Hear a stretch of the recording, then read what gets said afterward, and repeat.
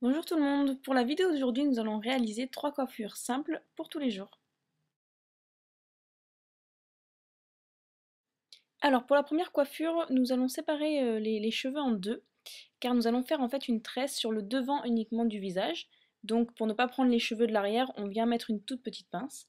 Et donc voilà, on va se mettre à tresser de façon comme une tresse africaine, enfin une demi-tresse africaine, c'est-à-dire que on prend une tresse normale et à chaque fois on vient rajouter une mèche de cheveux qui vient du crâne, mais bien sûr sur le devant on ne rajoute rien puisqu'on n'a pas de cheveux.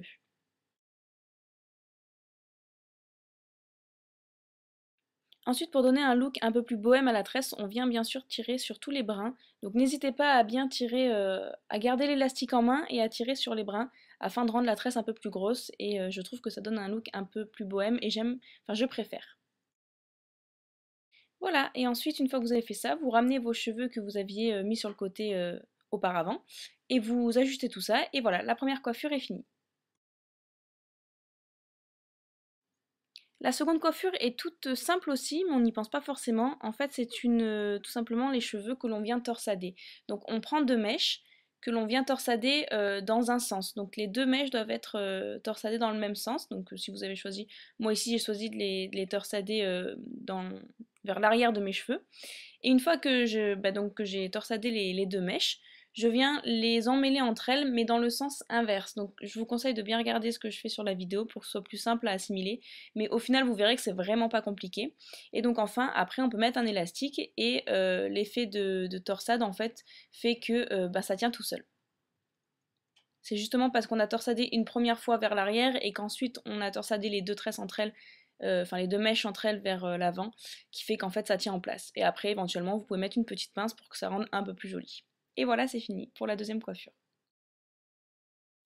Pour la troisième coiffure, en fait, on n'y pense pas forcément, mais il suffit tout bêtement de faire une tresse simple, sauf qu'en fait, au lieu d'avoir trois brins égaux, on va dire, on prend un brin de la tresse plus petit que les autres, enfin vraiment clairement plus petit que les autres, et donc du coup ça donne cet effet un peu, je sais pas comment on pourrait dire boudin, enfin je sais pas trop.